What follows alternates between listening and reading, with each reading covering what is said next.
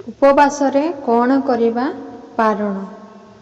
ଉପବାସ ସମୟରେ ବାରମ୍ବାର ପାଣି ପିଇବା, ପାନ ଖାଇବା, ଦିନରେ ଶୋଇବା ଉପବାସ ଦୂଷିତ ହୁଏ। ଉପବାସ ଦିନ ରସ ଓ କଂସା ପାତ୍ରରେ ପ୍ରସାଦ ସେବନ, ମହୁ ଅନ୍ୟଙ୍କ ଦ୍ୱାରା ପ୍ରସ୍ତୁତ ଭୋଜନ ତ୍ୟାଗ କରିବା ଉଚିତ। ଉପବାସ କରୁଥିବା ବ୍ୟକ୍ତି ଅଶୁଦ୍ଧ ପୋଷାକ ବ୍ୟବହାର କରିବା ଉଚିତ ନୁହେଁ।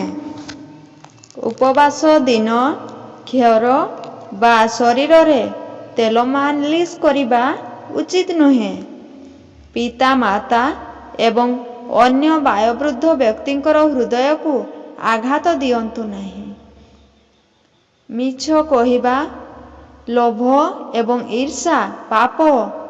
ଏହାଦ୍ୱାରା ଉପବାସର ସୁଫଳକୁ ନଷ୍ଟ କରିଥାଏ।